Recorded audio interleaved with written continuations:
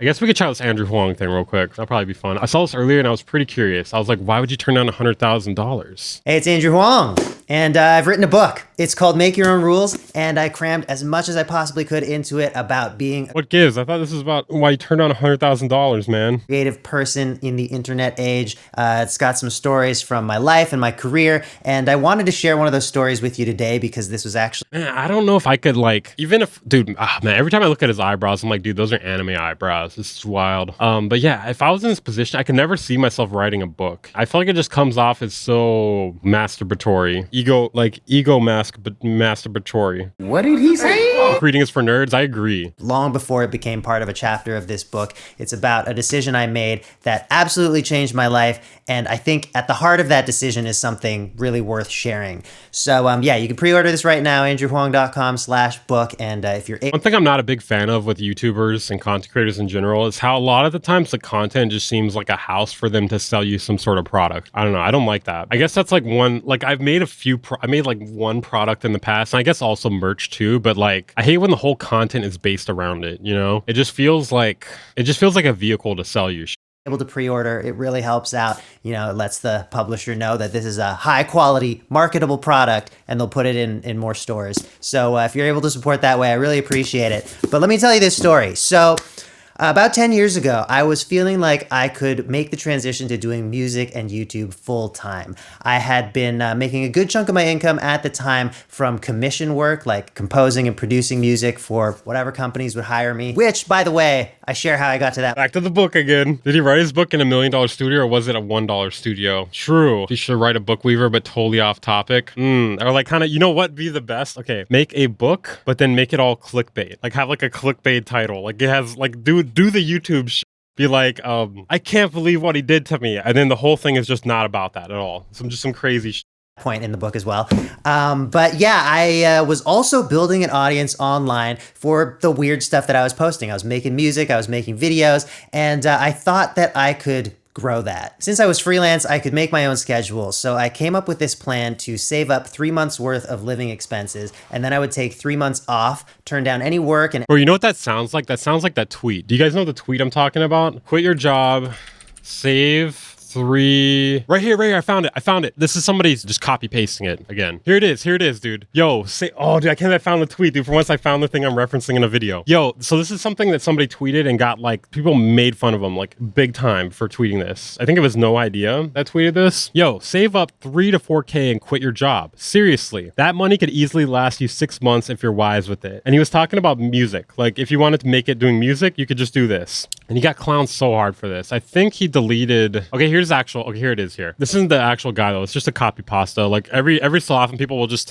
they'll copy and paste the exact tweet and then just like post it out into existence. That could easily last you 6 months if you're wise with it. 6 months of 12 to 16 hours of free time every single day. That is damn near long enough to actually get really fucking good at something. What are you afraid of? This is like the king. This is like the king on the hill. Crown achievement of engagement tweets on music Twitter. Like nobody has ever beaten this, man. Let me see if that guy still has a Twitter. Oh, he's still here, dude. Or he made a new one, I think, after he got clowned. Wait, I don't know. This is like, I mean, maybe he speaks multiple languages. I don't know if this is the same guy. Okay, I'm kind of scared to scroll down this, dude. Browsing Twitter in public, you never know what you're gonna see, dude. I saw kind of a short skirt there. We're gonna stop it there, man. That ain't lasting longer than a month. Yeah, it sounds like something Ty Lopez would say. Any opportunities that came my way and focus entirely on growing this audience that I had started to attract with my music and my videos. So I cut back on pretty much all non-essential spending for a while, you know, no movies, eating out, drinks, video games, other kinds of... Dude, he's really doing the meme.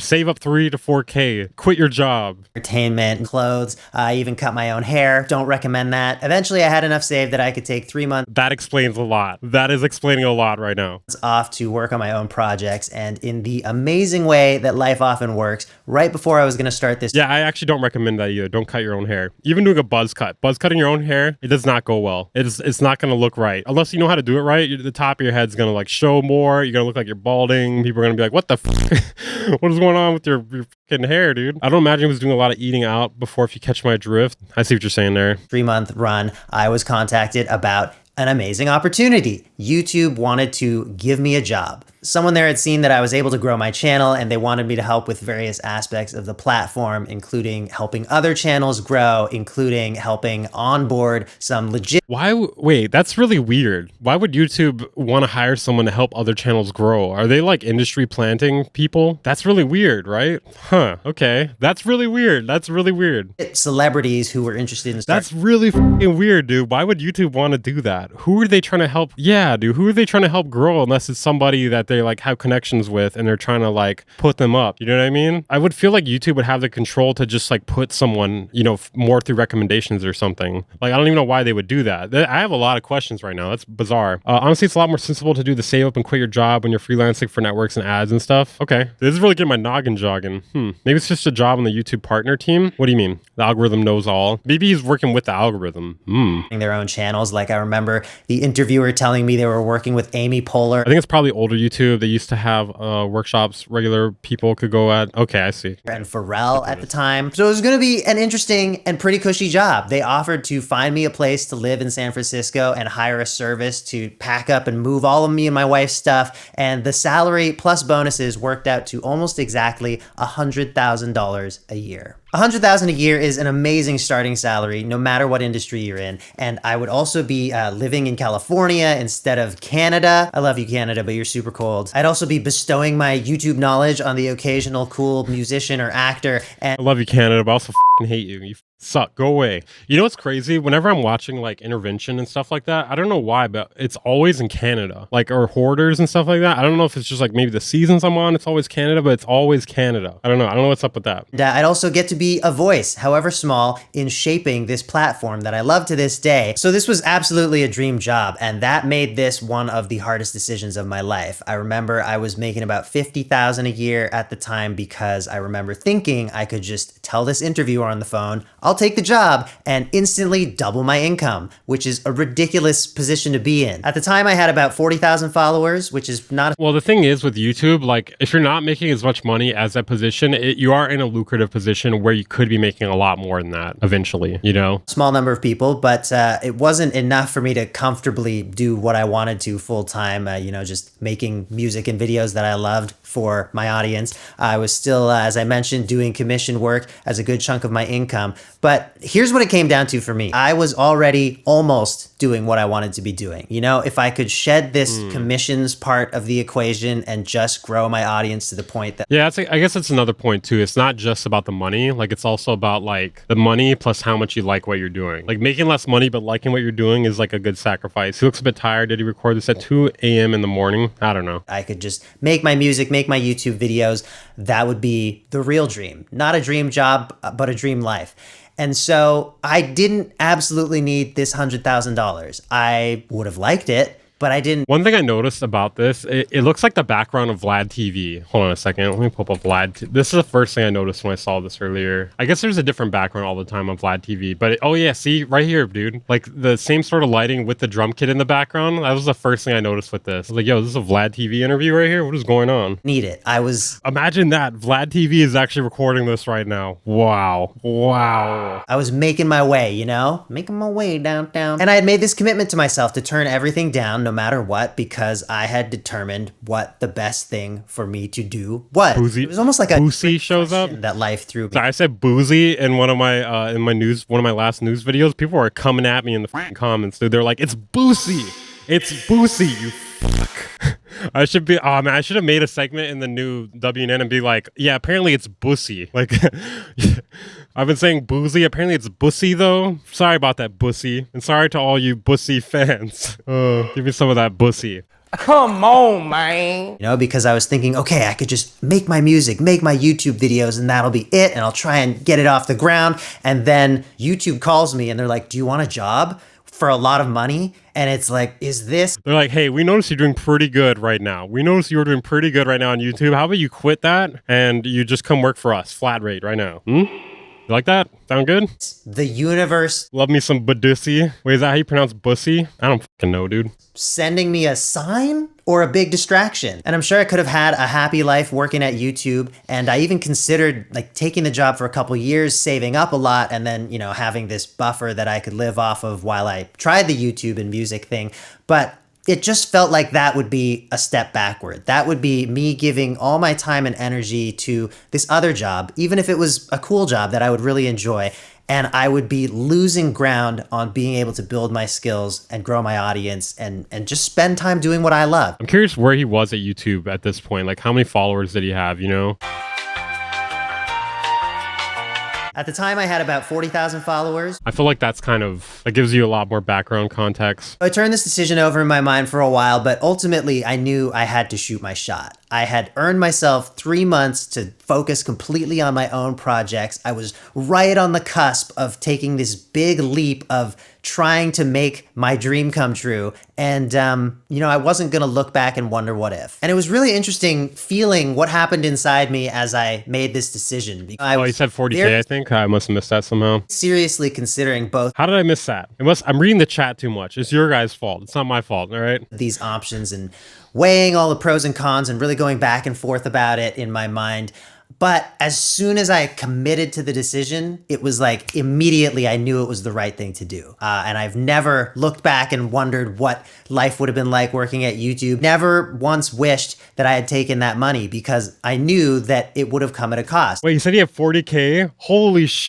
He just like me for real, for real. Holy shit, he's just like me. I'm you. Now I need YouTube to offer me a job, and I'll be you for real, for real. It would have taken me away from working on building my own thing. And those 3 months weren't some magical time where all of a sudden, my audience exploded and everything I put out was amazing. I'll pre-order the book. See, hey, that's bussy to you, okay? Or whatever. It was a really gradual process. But it was a faster gradual than the previous very, very gradual because, now instead of spending a third of my time or a half of my time on these projects, I was spending all of my time on it. Nothing was overnight, but I did get better at making videos. I did accelerate the growth of my...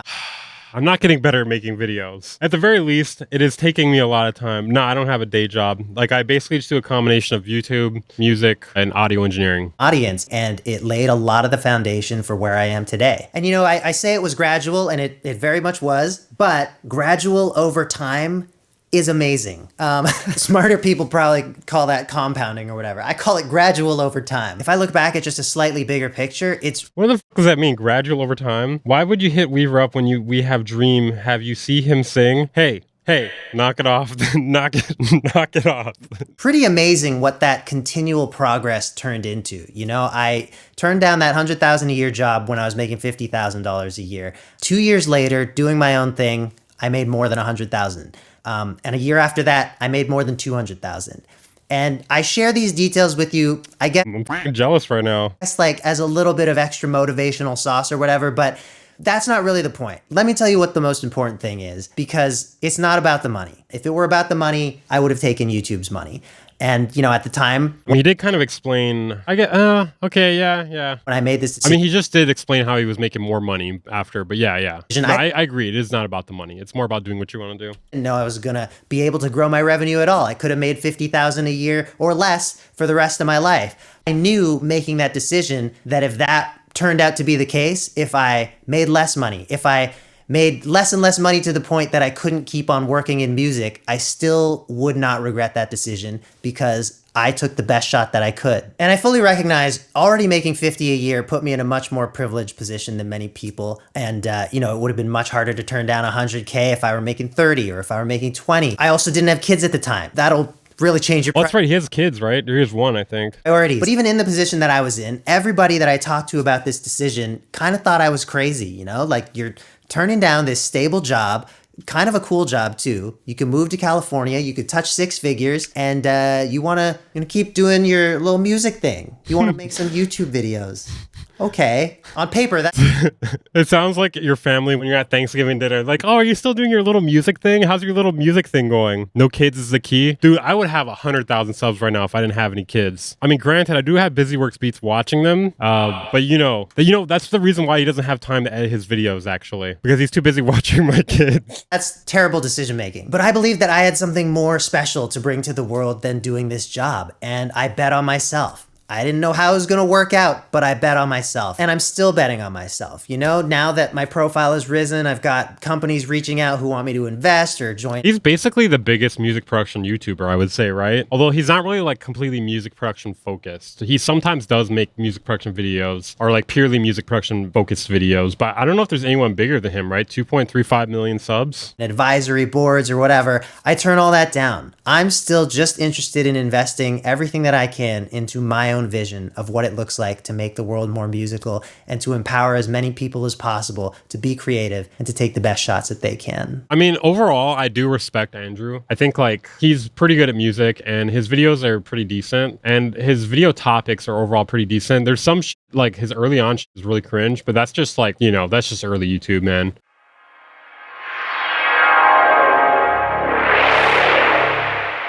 Bang Incorporated.